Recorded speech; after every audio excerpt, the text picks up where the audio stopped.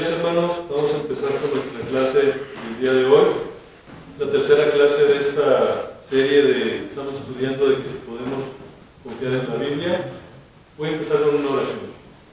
Señor Dios y Padre, te damos infinitas gracias en esta mañana por tus bendiciones, por tus cuidados, Señor, porque nos permite estar aquí. Te pedimos, Señor, que seas con nosotros en cada una de las actividades que tendremos aquí en nuestra iglesia. Te pido en esta hora que seas también con esta clase, Señor, que seas tú quien hables a través de mí.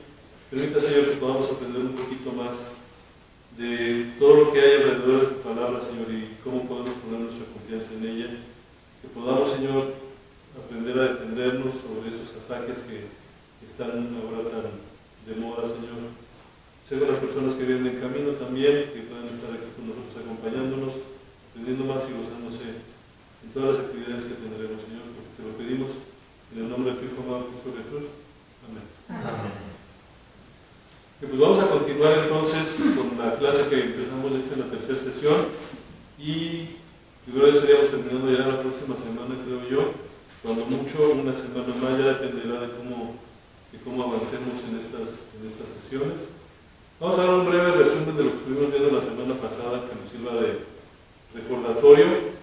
Veíamos precisamente las características de un documento para que sea considerado como histórico, de acuerdo a los parámetros que exige la ciencia, en este caso la arqueología, la historia, exigen ciertos parámetros para considerar un documento histórico. Vimos esos parámetros y vimos cómo la Biblia no nada más los cumple, sino los excede.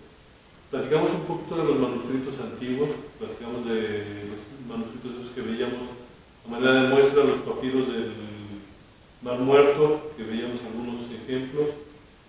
Platicamos también de cómo se hacía la reconstrucción del original, cómo entre mayor cantidad de copias nos permite precisamente, o bueno, les permite a los expertos ir haciendo comparativas para poder obtener lo más cercano a lo que hubiera sido el original. Esto lo vamos a retomar cuando estemos viendo las versiones de la Biblia, porque este punto es bastante importante para entender algunas de las traducciones actuales.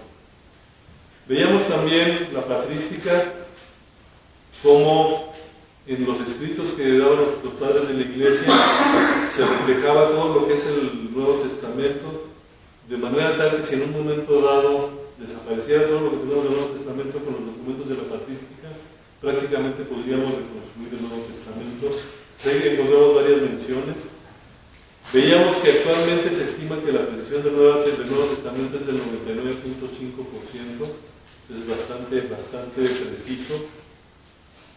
Vimos también la precisión histórica de los evangelios de Lucas y de Juan a manera de ejemplo, y así como vimos esos dos, hay precisiones históricas para otros libros también. Aquí también estábamos viendo de personajes de la Biblia, que nosotros encontramos en la Biblia, también nos encontramos en otros documentos históricos de la época, lo que de cierta manera certifica lo que está diciendo la Biblia, que no es un cuento, que no es una historia inventada, sino es algo que sucedió porque las personas existieron. Y hay registros de ellos no nada más en la Biblia, sino en otros documentos, y también de Jesús. Veíamos que ya hoy en día el decir que Jesús no existió, pues ya ni siquiera los que saben de esto ni siquiera lo toman en cuenta. Es más bien un famoso rumor que hay en internet, que muchas veces sale, pero que realmente no tiene sustento.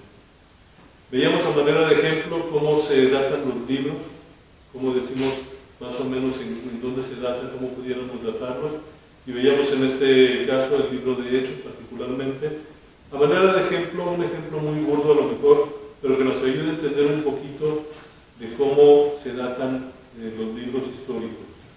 Y veíamos otras cuestiones de la arqueología bíblica, veíamos varios detalles de lo que es la arqueología bíblica. La arqueología bíblica hoy por hoy es toda una ciencia, hay gente que se dedica a esto y hay mucha información, mucho contexto, mucha manera de soportar lo que es la Biblia. Al final de cuentas, esto es lo que vimos la semana pasada, muy brevemente, y nos quedamos precisamente en este punto. ¿Quiénes escribieron los evangelios? Hoy por hoy, para variar, en internet sobre todo nos encontramos muchas ideas ahí de que dicen es que los evangelios fueron escritos en el siglo III, con Constantino, ya lo sabemos esa historia, que tratan de ubicar el cristianismo con eso. Y en el caso de los evangelios, lo primero que nos dicen es que no está ni siquiera indicado quién los escribió. Y es cierto, si nosotros vemos el evangelio, cualquiera que nosotros agarremos, ninguno dice por quién fue escrito. Entonces, ¿cómo sabemos que fueron escritos por un Mateo, o un Marcos, o un Lucas, o el apóstol Juan? ¿Cómo podemos nosotros saberlo? Hay varias, nuevamente aquí nos vamos a tener que ir a la parte histórica. La parte histórica, es la que nos ayuda precisamente, y la patrística dentro de lo que es la historia, nos ayuda a ver parte de esto. Vamos a tomar, por ejemplo, el libro de Marcos, el Evangelio de Marcos. ¿Cómo sabemos que el Evangelio de Marcos lo escribió Marcos? Vamos a ver lo que escribió un historiador que se llama Eusebio, que estaba citando a su vez a otra persona que se llamaba Papías de Hierápolis.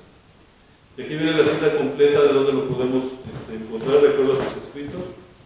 Y eso es lo que él decía. Decía, y el anciano decía lo siguiente: Marcos, que fue intérprete de Pedro, escribió con exactitud todo lo que recordaba, pero no en orden de lo que el Señor dijo e hizo, porque él no oyó ni siguió personalmente al Señor, sino como dije, después a Pedro. Continúa diciendo, este llevaba a cabo sus enseñanzas de acuerdo a las necesidades, pero no como quien va ordenando las palabras del Señor, más de modo que Marcos no se equivocó en absoluto cuando escribía ciertas cosas como las tenía en su memoria, porque todo su empeño lo puso en no olvidar nada de lo que escuchó y en no escribir nada falso. Aquí estamos hablando ya de un documento histórico, que no es la Biblia, que nos está diciendo que Marcos fue uno de los escritores de los evangelios. Continuando con Marcos, otro historiador de la época, Irineo de León, en un libro que él tiene que se llama Contra las herejías, dice lo siguiente: Mateo entre los hebreos en su propia lengua produjo una versión escrita del evangelio, y esto obviamente también apoya la parte de Mateo, que vamos a ver más adelante. Cuando Pedro y Pablo predicaban y fundaban iglesia en Roma, después de su partida, Marcos, el discípulo e intérprete de Pedro, nos transmite también él de forma escrita lo que era anunciado por Pedro. Aquí estamos viendo varias cosas. Uno, que fue Marcos el que escribió el Evangelio, y dos, que Marcos fue un discípulo, por así decirlo, de Pedro, y estaba escribiendo lo que Pedro le había enseñado. Entonces aquí estamos viendo parte de esa transmisión y cómo está quedando escrita, y esta evidencia no es nada más la Biblia. Nosotros no decimos, Marcos lo escribió Marcos porque así dice la Biblia. No, la historia misma lo dice. Cuando veamos más adelante cómo se generó el canon, vamos a ver otra vez esto, como desde un principio, desde el siglo II, ya tienen identificados estos evangelios. Entonces es una manera de dar a entender a la gente que no cree esto, lo que hay detrás. Siguiendo con Marcos, Clemente de Alejandría, citando a Eusebio en la historia eclesiástica, necesita información, igual, libros históricos. Entonces, hay una tan grande alegría de la luz brilló en la mente de los oyentes de Pedro, que no estaban satisfechos con solo una escucha, con una enseñanza no escrita del Evangelio divino, que con todo tipo de ruegos le pidieron a Marcos, del cual está en circulación el Evangelio, y que acompañaba a Pedro, dejar por escrito un resumen de la enseñanza transmitida oralmente, y no cesaron hasta que prevalecieron sobre el hombre, y así él se convirtió en responsable de la escritura para leer en las iglesias. Lo importante que dice este documento histórico, que no es la Biblia, nos hace ver cómo se le pidió a Marcos que hiciera ese escrito, y no solo eso, sino ese escrito estuvo circulando en todas las iglesias, obviamente de la época. Aquí estamos viendo el origen del Evangelio de Marcos. Este es un concentrado de información que lo pueden encontrar en internet. Aquí está la información. Como saben, todo esto se sube a la carpeta de la iglesia. Si le dan clic ahí en la parte de abajo, van a ir directo a esta página para ver ya más detalles. Ahorita es muy general lo que yo les estoy presentando, pero aquí pueden ver muchos más detalles.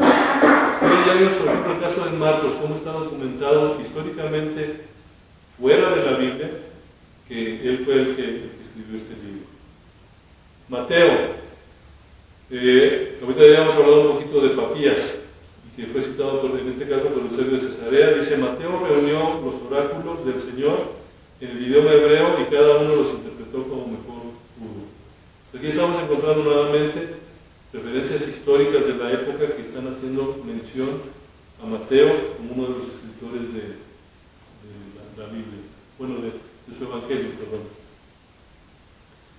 Panteno, que es otro historiador de la época, se ha informado que entre las personas que conocían a Cristo encontró el Evangelio según Mateo, que había anticipado su propia llegada, porque Bartolomé, uno de los apóstoles, les había predicado y les había dejado la escritura de Mateo en lengua hebrea, la cual habían conservado hasta entonces. Aquí podemos dar un seguimiento de que había una escritura de Mateo, estaba circulando también entre las iglesias. Aquí tenemos, insisto, esa información histórica fuera de la Biblia. Siguiendo con Mateo, en la historia eclesiástica, libro 6, capítulo 25, igual en la parte de abajo está la liga, y se acerca de los 4 evangelios, y es importante notar esto. Estamos hablando de los historiadores del siglo I, siglo II, por ahí. Se habla ya de 4 evangelios desde entonces, o sea, esto no es invento del siglo III. Dice que también son los únicos que no se han discutido en la iglesia de Dios que está bajo el cielo. Vamos a verlo ahorita que veamos la parte del canon. Los 4 evangelios de Mateo, Marcos, Lucas y Juan nunca estuvieron en discusión entre las personas que definieron el canon, que vamos a ver más tardecito. Por tradición he aprendido que el primero que se escribió fue el Evangelio de Mateo, quien fue algún tiempo recaudador y después apóstol de Jesucristo, y que lo compuso en lengua hebrea y lo publicó para los fieles procedentes del judaísmo. Nuevamente aquí estamos viendo ese testimonio histórico que habla de Mateo, que escribió un libro, lo identifica quién fue, y así lo vamos llevando. En el caso de Mateo también hay evidencia interna que nos dice que el autor cita regularmente la escritura hebrea, hace lo posible para mostrar que Jesús es el Mesías, agrega detalles financieros, ministerio de Jesús a los judíos, entre otros. Entonces, eso también ayuda a fortalecer precisamente todo lo que es este evangelio. E igual, la fuente, si la quieren consultar, está en la misma página, se llama Cross Examining, es una organización cristiana que tiene información de este tipo, y nos dice quién escribió el libro del Evangelio de Mateo, nos ayuda con esto. El Evangelio de Juan, Irineo de Lyon nos dice, además enseña que Juan, el discípulo del Señor, indicó al primer lugar, expresándose en estas palabras: Juan, el discípulo del Señor, deseando exponer el origen de todas las cosas para explicar cómo el Padre produjo el todo, establece un cierto principio, es decir, que fue engendrado primero por Dios, a cuyo ser ha llamado tanto Hijo unigénito como a Dios, en quien el Padre después, de una manera seminal, dio a luz a todas las cosas. Esto lo está diciendo Irineo. Hay que considerar que Irineo es un historiador cristiano, que fue convertido, entonces es uno de los padres de la patrística. Y aquí nos empieza a decir cómo Juan escribe lo que viene a ser su evangelio. Clemente de Alejandría después nos dice también, pero Juan, el último de todos, al ver que lo que era corpóreo se exponía en los evangelios, en las súplicas de sus amigos íntimos, e inspirado en el Espíritu, compuso un evangelio espiritual. Nuevamente, evidencia histórica que nos indica quién escribió el evangelio de Juan. Igual, en la parte de Juan, la información más a detalle la pueden encontrar en igual, en Cross Examining. Caso de Lucas, Irineo otra vez lo encontramos por ahí. Lucas también, el compañero de Pablo, registró en un libro el evangelio predicado por él. Aquí estamos viendo como nuevamente la parte histórica. Caso de Lucas, ahorita que veamos la parte de el canon, vamos a hablar un poquito más de este amigo Marción. Marción es una persona que empezó a meter herejías dentro de la iglesia, vamos a platicar un poquito de él más adelante, pero viendo lo que nos contaba Irineo, nos dice: Marción, mutilando eso, según Lucas, es demostrado ser un blasfemo del único Dios existente, de aquellos pasajes que todavía retienen. Entonces aquí estamos viendo cómo dentro de su Evangelio Lucas, de alguna manera está aquí evidenciando a Marción. Igual Lucas, la información la tenemos aquí en la página de Cross Examining, para los que quieran ver un poquito más de esta información. Lo importante aquí es que veamos cómo hay evidencia histórica. Vamos a ver un video breve, dura como 4 minutos si mal no recuerdo, que habla de eso, igual que la vez pasada está subtitulado. La vez pasada veíamos un video de Bart Ehrman que apoyaba de alguna manera la existencia de Jesús, pero recordemos que él no es cristiano, él es, de hecho es ateo. En esta ocasión, Bart Ehrman ataca precisamente su postura es que los evangelios no son reales, y esa es una respuesta que le dan precisamente a él. Vamos a verlo.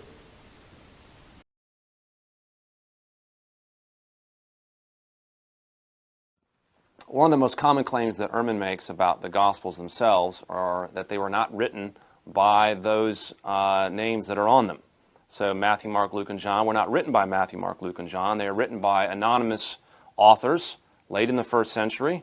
We don't know who these people are, according to Ehrman. They're people that were probably Hellenistic writers outside of Palestine, simply putting down the stories that they had heard about Jesus. They weren't eyewitnesses, and we can't be assured that what they're telling us really took place. Now, that claim is reiterated often by Ehrman, but there's only one thing that supports that claim. And that only thing that supports that claim is that in the Gospels themselves, they're what we call formally anonymous. What that means is in the text itself, it doesn't say John wrote this or Matthew wrote this. So if you read a letter of Paul, it does tell you that Paul's name's attached to it, but the Gospels are formally anonymous. Now, should that be a concern? Well, actually not. When we think about ancient biographies often were formally anonymous. So the Gospels, leaving the names of the author outside the text formally, is not at all unusual. So then how do you know who wrote these books? Well, several ways that we conclude that the authors that wrote them are Matthew, Mark, Luke, and John, and it's simply this. First, the titles of the books. One of the things that Ehrman wants to claim is that the titles that are attached to these documents were added late, probably well into the 2nd century, if not late 2nd century. That's when these titles were added. But that runs into a number of problems. Our earliest manuscripts of these gospel texts all have the titles attached to them, and we can see them. So as far back as we can see, these gospels had the titles with them. But moreover, one has to ask the question, if these titles were a late addition, how is it that we have such uniformity in what these documents were called? If Matthew's gospel, for example, wasn't called Matthew's gospel until late in the 2nd century, then why don't we have a number of copies of Matthew's gospels with different titles, with different names? In fact, we don't possess that. What we find is incredible uniformity across the board of the titles of these Gospels. Matthew's Gospel is called Matthew. Mark's is called Mark's.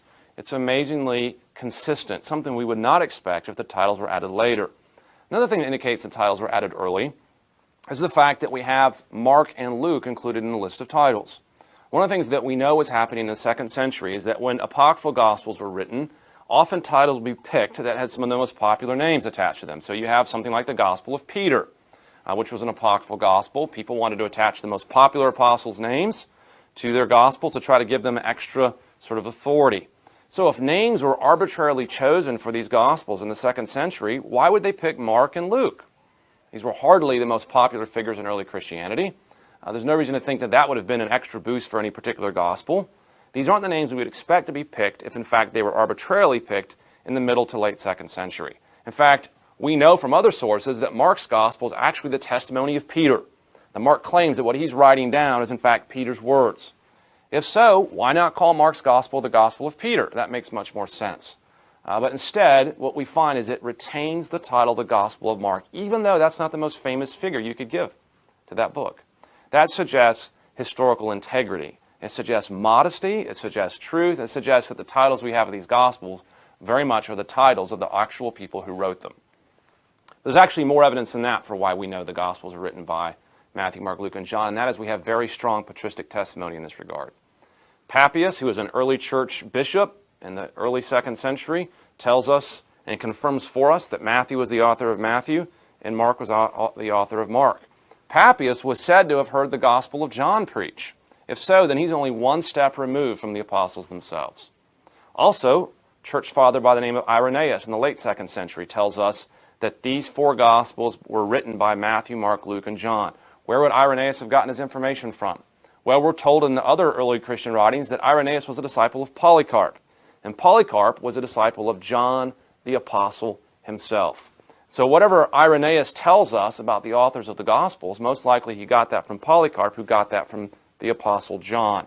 That is a very reliable historical sequence. There are very good reasons to think that Irenaeus knows better who the Gospel authors are than modern scholars.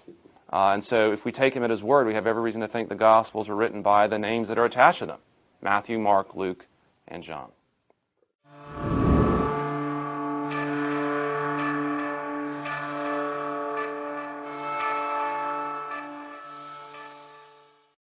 Ok, entonces aquí este video pues relata un poquito más detalles de los que platicábamos ahorita, pero al final de cuentas pone claro que los evangelios fueron escritos por quienes dicen que fueron escritos o por quienes decimos hoy en día que fueron escritos.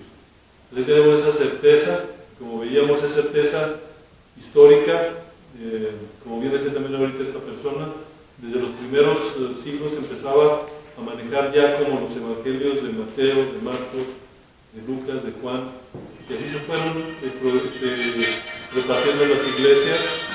Entonces desde las primeras iglesias, lo que es patrística, podemos encontrar esta información. Ahora, continuando con lo que hemos estado viendo, lo que es la consistencia externa para poder validar lo que es el Nuevo Testamento particularmente. Como habíamos platicado la semana pasada, a finales del siglo XIX se empezó a volver una evidencia, una moda utilizar la evidencia arqueológica con la idea de desaprobar los relatos históricos de la Biblia. Que veíamos inclusive la semana pasada que hay hasta libros ya escritos que precisamente se apoyan en esto porque no les salió, por así decirlo. Muchos eruditos cristianos llegaron a preguntarse si los relatos históricos de la Biblia alguna vez podrían ser demostrados. Entonces, eso estamos hablando finales del siglo XIX. Obviamente, sí pudieron ser demostrados. Particularmente en los últimos 100 años, la veracidad y confiabilidad de la Biblia han sido reivindicadas una y otra vez a medida que se han presentado más pruebas. Una de esas pruebas de la consistencia externa, que es de las que más impacto han tenido, son precisamente los rollos del Mar Muerto. Los rollos del Mar Muerto fueron localizados en 1947 en una cueva en las cercanías de las ruinas de Qumran, que es por donde está el Mar Muerto. Y estos rollos, si vemos lo que es la historia, son 11 cuevas, los vamos a ver yo creo que más adelante. Son 11 cuevas donde han encontrado infinidad de documentos, no nada más del Nuevo Testamento, sino del Antiguo Testamento también, que ayudaron precisamente a validar lo que ya teníamos de información. Lo dice aquí mismo, posteriormente hasta el 1956 se encontraron manuscritos, existen un total de 11 cuevas de la misma región. Nos dice, algunos de estos manuscritos constituyen el testimonio más antiguo del texto bíblico encontrado hasta la fecha. Entonces el descubrimiento de los rollos del Mar Muerto fue vital en lo que viene a ser la parte de la escritura. Los rollos encontrados datan del siglo III a.C. y el año 66 después de Cristo. Llegan a tal antigüedad que podemos encontrar obviamente escritos del Antiguo Testamento que datan desde el siglo III a.C. Ahora, lo que podemos decir es que nuestro conocimiento de los textos bíblicos retrocedió 1000 años frente a lo que disponíamos en aquella época gracias a ellos y mostraron cierta variedad, pero especialmente la coherencia de la tradición de la Biblia hebrea. ¿Qué es lo que nos quiere decir esto? Que antes teníamos informes o teníamos ciertos documentos hasta cierta época en la antigüedad. Cuando encuentran los del Mar Muerto pudimos ver documentos inclusive 1000 años anteriores a las copias más viejas que teníamos, y a la hora de que hicieron la comparación vieron que las diferencias eran prácticamente mínimas. En los rollos del Mar Muerto también hay escritos que no son de la Biblia, ¿no? Es correcto, en los rollos del Mar Muerto hay otros escritos, no nada más son rollos bíblicos, son otros rollos históricos, inclusive mucha literatura judía, y no precisamente de la Biblia, pero entre los que encontraron está lo que es la Biblia, y es lo que nos permite precisamente hacer esa reconstrucción. Bueno, antes veíamos la cantidad de copias que pudiéramos tener y lo cercano que fueran esas copias o lo más cercano que fueran a sus originales, eso nos ayuda a tener esa consistencia. Y en el caso de los rollos del Mar Muerto, para la Biblia fueron un apoyo muy fuerte porque ya marcaban de que lo que ya teníamos nosotros en esas épocas era muy similar a lo que se tendría 1000 años antes. Entonces fue de gran ayuda a eso. Como dice el hermano Edgar, sí hay otros escritos también, o sea, no es exclusivamente Biblia, pero lo que nos interesa ahorita a nosotros es la parte de la Biblia, ¿verdad? Ahora, otra de las cuestiones que se pueden usar también como para ver la veracidad de un documento, y es también parte de lo que se usa mucho para ver si un documento puede ser o no histórico, es lo que se le llama el testimonio vergonzoso. ¿Perdón? El testimonio vergonzoso. Vergonzoso. ¿A qué nos referimos con este? Normalmente cuando se pone la historia de alguien, si no vean por ejemplo la historia de los Césares o la historia de los faraones, ¿qué ponen? Que son grandes, que son fuertes, que son poderosos, que son infalibles, prácticamente los ponen a nivel Dios. Entonces, el testimonio vergonzoso es cuando el autor se olvida de esto y pone a la persona tal como es decir, no lo pone como alguien inalcanzable. Entonces aquí ese tipo de testimonio demuestra que la intención del autor es registrar las cosas tal y como sucedieron, más allá de que dicha descripción deje a los héroes mal parados. Entonces aquí ya no les interesa que el héroe quede mal parado, sencillamente ¿por qué? Digo, tampoco es por quemar a la persona, sino es más bien, están contando las cosas como son. Por ejemplo, Pedro niega a Jesús. Es un hecho vergonzoso y lo tenemos registrado en la Biblia, que vienen las citas. Jesús tiene miedo. Pues ¿cómo van a decir, oye, estás hablando de Jesús, el Hijo de Dios? Tiene miedo, ahí están las citas, Marcos 14:32. Jesús lloró. Jesús lloró. Jesús lloró, no lo tenemos aquí, pero sí, Jesús lloró también. Pues claro que sí, pues el miedo es parte del ser humano. Él sabía que iba a ser crucificado. Así es, entonces estamos viendo cómo los autores están poniendo cosas, o sea, los exhiben porque pasó, no por formar plan. Por ejemplo, la incredulidad de los apóstoles también se pone ahí. Es un testimonio vergonzoso. Jesús llama a Pedro Satanás, imagínense a Pedro, o sea, lo llama Satanás y ahí está la cita.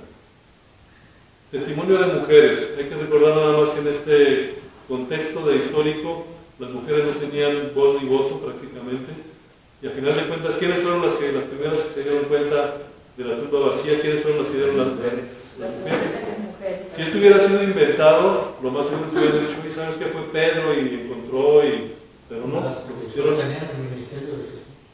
Así es. Los discípulos no entienden las enseñanzas de Jesús, y aquí nos pone varias citas. Y hay más. Obviamente es nada más un ejemplo donde podemos ver, como decía el hermano Jesús lloró. Podemos ver otras, pero esto es lo que nos ayuda a ver, ese testimonio vergonzoso nos ayuda a ver que en la Biblia vamos a encontrar las cosas como son. Si alguien la regó, si alguien se equivocó, si alguien hizo algo que nosotros pudiéramos considerar vergonzoso, va a estar registrado. Entonces es otra de las cuestiones por lo cual se considera así. En conclusión, ya lo habíamos platicado, usando el mismo criterio con el que se juzgan todos los historios, las obras históricas, la Biblia no solo es fiable, sino es más confiable que todos los escritos que hemos visto similares. Los escritos del Nuevo Testamento fueron redactados al cabo de unas pocas décadas de los acontecimientos que describen, demasiado pronto para que la leyenda o el mito sobrepasaran a la historia real. Una de las características que nos da. No solo tenemos razones objetivas para afirmar que la Biblia es confiable, sino que además no podemos decir que no es confiable sin sacar casi todo el resto de lo que conocemos de la historia antigua. Es decir, lo que ya habíamos platicado, tratar de descartar la Biblia como documento histórico en automático descartaría mucha de la historia, si no es que toda la historia antigua. En resumen, los documentos del Nuevo Testamento son confiables y creíbles. Vamos a tener esto presente, eso es históricamente. Para ya cerrar esta parte, ese amigo F.F. Bruce es un especialista en esto. Nos dice: no hay ningún cuerpo de literatura antigua en el mundo que goce de una riqueza tal como el Nuevo Testamento en cuanto a atestiguación textual. Aquí ya con esto estamos demostrando, hemos dedicado ya prácticamente 3 clases a ver cómo el Nuevo Testamento es un documento que es históricamente fiable, es un documento que pasa cualquier prueba histórica, no es un documento que se haya inventado en el siglo III, que es uno de los ataques favoritos de los escépticos, no es un documento que se haya inventado para generar una religión, es un documento que tiene mucha historia detrás y mucho sustento.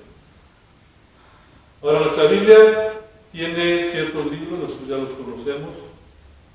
Ahora, lo interesante es por qué tenemos esos libros en la Biblia. Y eso viene a ser lo que es el canon. ¿Qué nos referimos con el canon? Hablando etimológicamente, la palabra canon proviene del latín, a su vez proviene del griego, significa caña o vara o bien norma o medida. Se utiliza como un estándar de medición. Eso es lo que se usa el canon. Bíblicamente hablando, el canon va a ser una lista de libros aceptada oficialmente, es decir, los libros que son oficialmente, en este caso, de la Biblia, y escritos autorizados para fe o práctica religiosa por virtud de su inspiración divina. Ya tenemos, el canon van a ser esos libros que nosotros decimos que están inspirados divinamente, y es la lista oficial.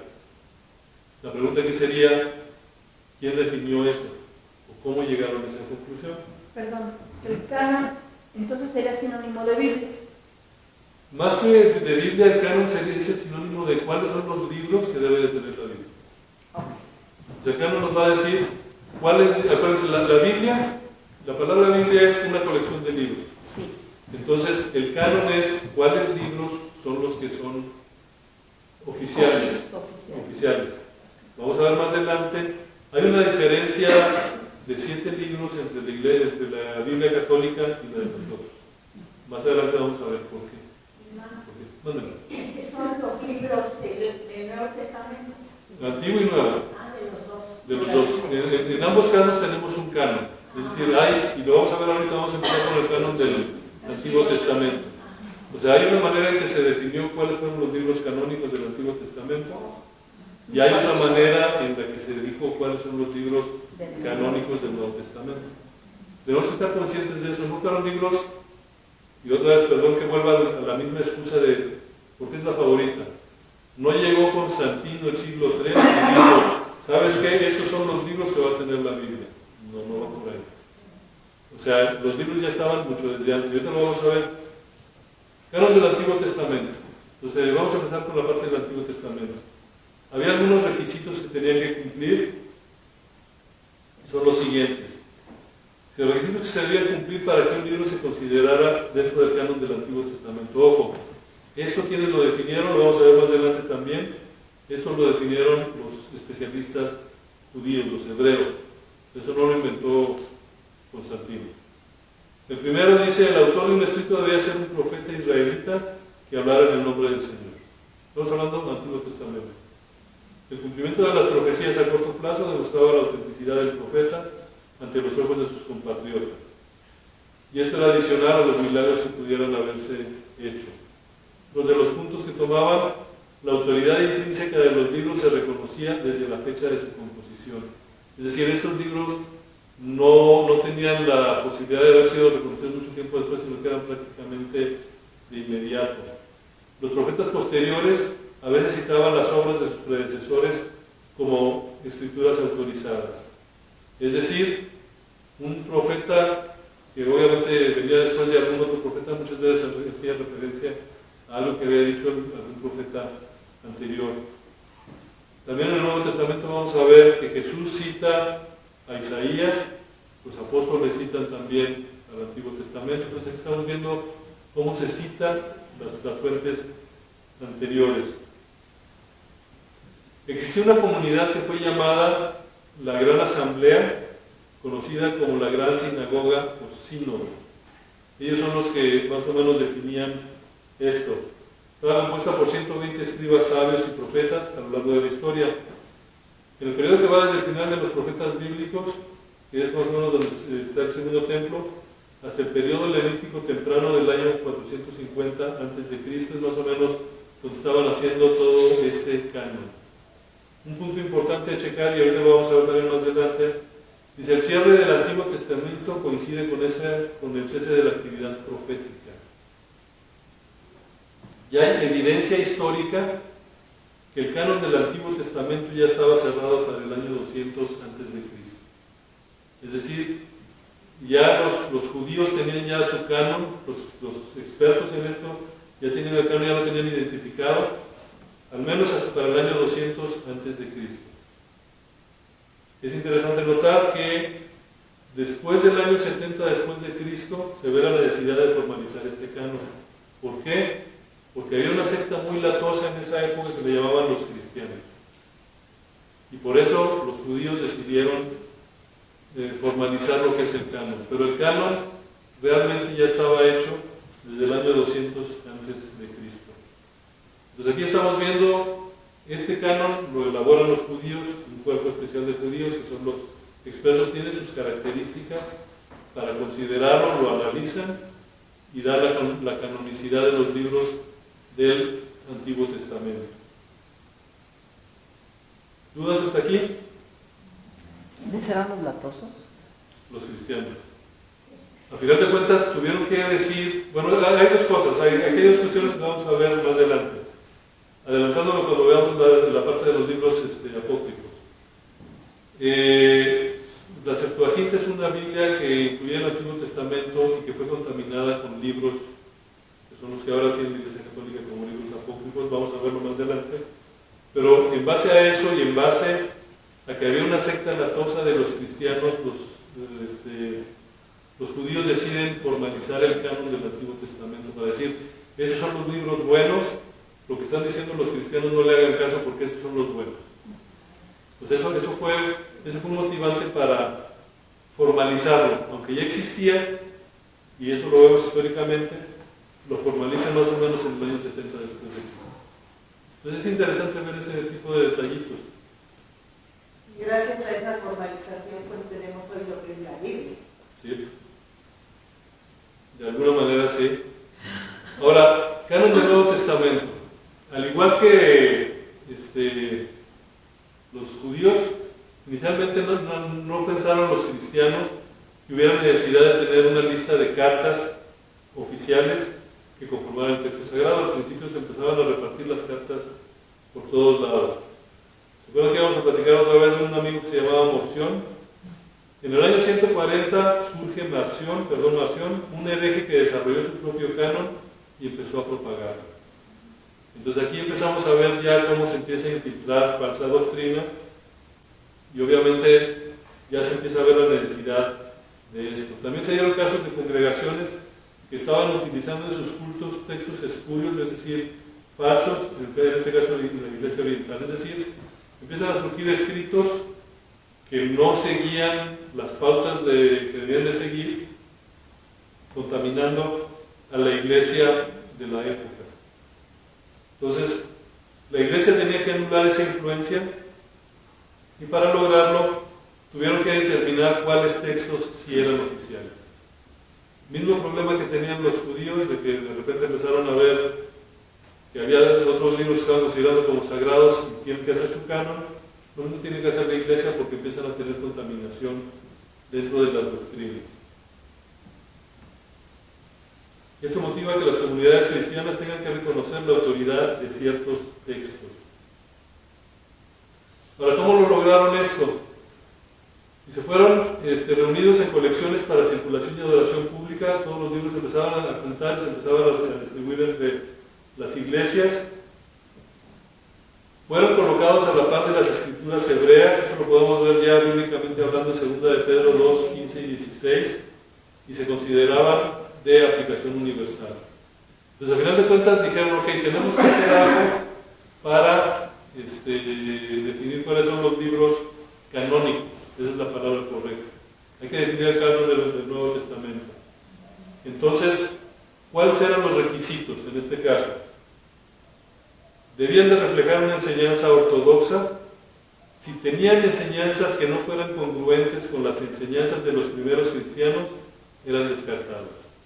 Entonces aquí ya se empezó a juntar un grupo de personas y empezaron a analizar todos los libros y dijeron, ¿sabes qué? Si lo que están enseñando no va acorde con lo que enseñaban los primeros cristianos, hay que descartarlos. Buscaban incluir los relatos más precisos sobre Jesús y sobre la iglesia primitiva. Seleccionaban textos escritos por los mismos apóstoles o por quienes estaban íntimamente ligados con ellos.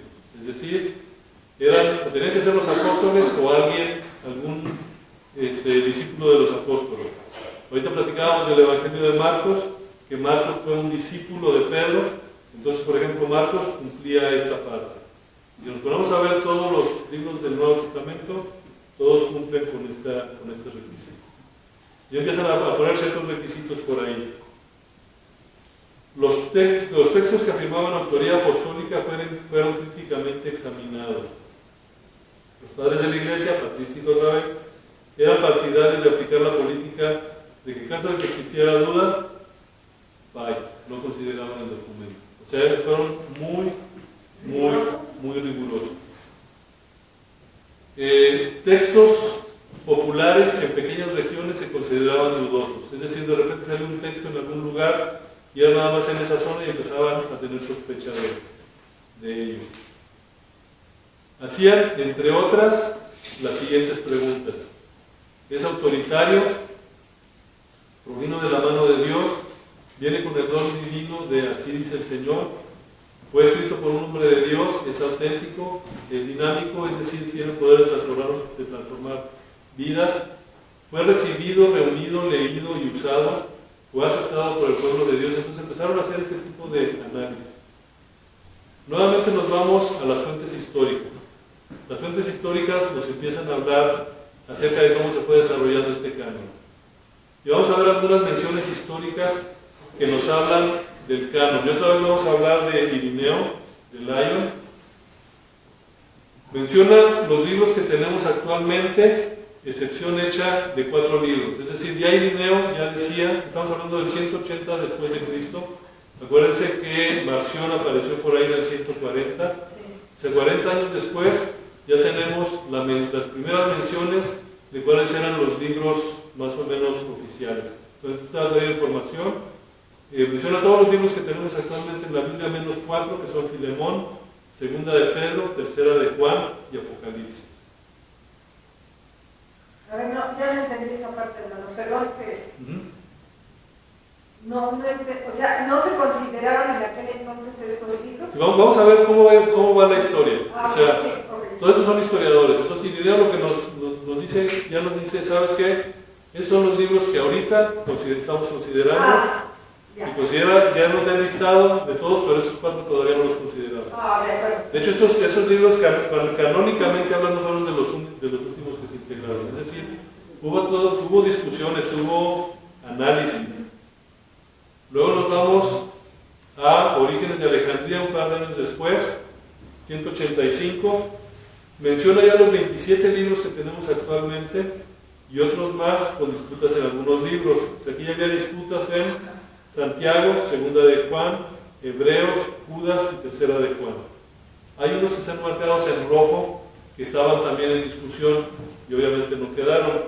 El Apocalipsis de Pedro, la Epístola de Bernabé, el Evangelio de Hebreos, el Pastor de Hermas y la Didache. A ver, también ya me perdí. Apocalipsis de Pedro. Había un libro que se llamaba Apocalipsis de Pedro. Ese no está autorizado. Al final de cuentas ya no. Pero sin embargo, alguien escribió Apocalipsis. Y se le pusieron Apocalipsis de Pedro, dijeron, no, es un libro. Ese no. Y aquí lo tenían, si se fijan, estaba en disputa, es decir, lo estaban analizando a ver si era o no era. Estamos en los 185 después de Cristo. Hermano, ¿y esos libros que están en rojo hoy en día existen? No sé si existan hoy en día, es probable que existan copias, pero no son canónicos. Ahorita estamos dándole el seguimiento a la canonicidad, no tanto a la existencia. O sea, los libros existieron, sí existieron, aquí los mencionan. Es probable que haya copias, sí es muy probable que haya copias, pero no fueron considerados canónicos. O sea, al final de cuentas, ahorita en el 185 después de Cristo están en discusión. Estos libros que vemos aquí están en discusión. Pues en este momento de la historia, el libro de Santiago, por ejemplo, estaban viendo, oye, ¿será canónico o no? No sabemos. O sea, todavía andaban viendo si sí o si no. Obviamente, ya con el paso del tiempo, Santiago quedó como Aceptaron que canónico. sí. Pero, por ejemplo, el Apocalipsis de Pedro estaba en esa misma situación en esta fecha, y a final de cuentas el Apocalipsis de Pedro le dijeron, ¿sabes que este no es canónico? No sé. Estamos viendo cómo había discusión, o sea, no fue algo que se le ocurrió a una persona, estamos viendo aquí cómo se está revelando, viendo todo esto. Entonces dice, fragmento Muratori, 170 a 200 después de Cristo, es muy similar a la lista de Irineo, solo que sí incluye el Apocalipsis de Juan. Considera también el Apocalipsis de Pedro, por ejemplo, pero considera esa advertencia, dice el Apocalipsis de Pedro como que sí, pero aguas con esto, o sea, poner algunas advertencias por ahí. Ahora, Eusebio de Cesarea, ya estamos en el 320 después de Cristo, es el que es conocido por escribir la primera historia de la Iglesia, da una lista canónica de libros reconocidos por la Iglesia y divide esta lista en 4 categorías. Esta ya vamos a decirlo así, la lista oficial, 320 después de Cristo. Entonces nos dice, los libros reconocidos por la Iglesia, y aquí los vamos a ver, son la gran mayoría, Mateo, Marcos, Lucas, Juan, Hechos, y aquí estamos viéndolos, son los que ya estaban reconocidos en ese entonces. En disputa todavía estaban Santiago, segunda de Pedro, segunda y tercera de Juan y Judas. Pero estaban en disputa en esta temporada. Sin embargo, Eusebio mismo declara que esos libros están en disputa, pero todos los conocen. Entonces, aquí estamos viendo el trazo histórico del canon. El mismo Eusebio nos dice, hay libros espurios, dice, son útiles para los primeros cristianos. Es decir, libros históricos, libros informativos, pero no canónicos. Y es muy claro en eso, no son canónicos. Hechos de Pablo, Pastor de Germas, Apocalipsis de Pedro otra vez, Epístola de Bernabé, Evangelio de Hebreos, la Didache. Por ejemplo, la Didache, yo sé que sí existe porque yo tengo copia de la Didache. Y él mismo nos dice, ¿sabes qué? Estos libros son útiles, están bien, o sea, los puedes usar, pero no son canónicos. Para consulta, para cuestiones históricas, para conocer algún detalle, está bien, pero no se pueden considerar como canónicos. Y la última categoría fueron los libros que se consideraron heréticos, es decir, que ni siquiera aceptaron. Evangelio de Pedro, Evangelio de Tomás, Hechos de Andrés, Hechos de Juan y el Evangelio de Matías. Entonces aquí estamos viendo, ahorita que veíamos el video de lo que es el Nuevo Testamento, nos hablaba la persona ahí, nos decía, bueno, hay algunos libros que por el puro nombre hubieran podido quedar. Por ejemplo, imagínense el Evangelio de Pedro. Pues digo, era Pedro. Yo creo que ese Evangelio hubiera podido ser bastante llamativo, bastante atractivo. Sin embargo, decidieron, a final de cuentas, no considerarlo. Y es más, tan no considerarlo, que se considera como herético, es decir, esos libros ni siquiera para consulta. O sea, fueron libros que los primeros cristianos consideraron totalmente fuera de base y ni siquiera como para echarles un vistacito de vez en cuando como cristianos. Entonces aquí ya vemos las 4 categorías que definió Eusebio de Cesarea, e inclusive estamos viendo estos libros heréticos. ¿Pero dudas hasta aquí? Entonces realmente la Biblia es un compendio de libros. Es que la Biblia es un compendio de libros. Al final de cuentas, la palabra Biblia es libros, es una colección de libros. Y desde Génesis hasta Apocalipsis es una colección de libros. Y muy escogido. Muy escogido. Muy O sea, hay parámetros, los analizan, los revisan y al final de cuentas queda un canon. Entonces, últimamente se ha visto mucho eso que les comento, dicen que todo esto lo inventó el famoso Constantino, no sé por qué le echan la culpa a él, pero de repente dicen que Constantino agarró un buen día, se levantó y dijo, ¿saben qué? Los libros que vamos a poner en la Biblia son Génesis, Éxodo, no va por ahí. Estamos viendo cómo se desarrolló el canon para el Antiguo Testamento, cómo se desarrolló el canon para el Nuevo Testamento. Y en el caso del Nuevo Testamento, aunque lo vimos muy por encimita, estamos viendo cómo durante los siglos que van pasando hay discusión entre los mismos cristianos. O sea, este sí, este no. Hubo de repente libros que ya son canónicos en su momento, en un momento estuvieron en duda, y todavía les decían, oye, este como que sí, pero que no, y ahí lo estuvieron analizando hasta que de repente dijeron, órale, va, ya está, sí va a ser canónico. Y hubo otros que dijeron, oye, ¿sabes qué? Este no es canónico, nos puede servir como alguna referencia, nos puede servir como para consulta, pero no para basar una doctrina en él. Entonces, en ese caso, por ejemplo, la Didache entra dentro de esa parte. Entonces, es la manera en la que se fue definiendo tanto el canon del Antiguo Testamento como el canon del Nuevo Testamento. Entonces, esas personas eruditas que escogieron esa selección de libros, ¿quiénes fueron? Los patrísticas, los De padres de la iglesia. De aquí Irineo y todos ellos. Todos ellos. Ellos fueron los que lo fueron definiendo. Veíamos ahorita, tenían algunas características. Una de las características es que el autor tenía que haber sido ya sea apóstol directo de Jesús o bien discípulo de alguno de los apóstoles. Y hasta ahí, o sea, ya más para allá, no lo consideraban. Buscaban que hubiera concordancia en las enseñanzas, y veían de repente enseñanzas que iban en contra de, decían, no sabes qué, no. Entonces todo eso obviamente fue una selección muy concienzuda, fue bastante pesada, y digo, al final de cuentas lo que tenemos es la Biblia que hoy por hoy conocemos. ¿Alguna otra duda? Este tema es muy interesante. Sí me queda claro que aunque llevamos ya 3 clases con esto, al final de cuentas se puede profundizar más. Hay mucho que profundizar, eso es como una probadita, pero al menos nos da a nosotros la certeza de que ya si nos dicen, oye, la Biblia que tú tienes es un mito, ya no se los pasé por aquí, pero tengo también un video donde hacen la equivalencia de la Biblia con los cómics. ¿A qué me refiero? Que dicen, por ejemplo, les digo así, esto se los platico así muy rápido, que dicen, ¿qué pasa si dentro de 1000 años se acaba la humanidad y encuentran las revistas de Superman? Van a empezar a decir que Superman era una persona que existió en este siglo, que nosotros adorábamos, y empiezan a hacer una serie de análisis. Obviamente, sobre ese tema también podemos discutir bastante, pero a ese punto lo pueden llevar,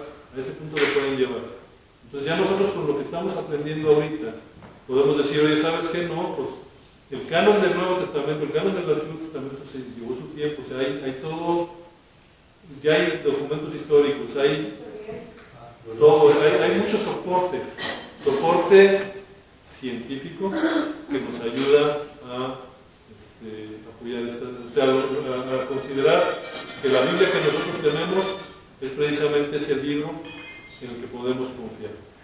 ¿Okay? Yo creo que lo dejamos aquí. La próxima semana vamos a empezar con lo que son los libros apócrifos. Vamos a ver cuáles son, por qué son apócrifos para nosotros, por qué la Iglesia Católica sí los considera. Entonces, pero sí, ya no nos da tiempo de meternos a ese tema. Pero lo vamos a estar viendo, vamos a ver cuáles son, por qué sí, por qué no, por qué sí los tienen los católicos, por qué no los tenemos nosotros, entre otras cosas. Y ya también la próxima semana estaríamos entrando a ver las diferentes versiones de la Biblia. Porque tenemos la Reina Valera, la Biblia de las Américas, Dios habla hoy, Nueva Versión Internacional, etcétera, etcétera, etcétera. Y vamos a platicar un poquito de algunas de las principales, y vamos a hablar también de las Biblias de estudio la próxima semana, y dar algunos tips por ahí. Pues muchísimas gracias, hermanos, y estamos pendientes entonces. Gracias. Gracias.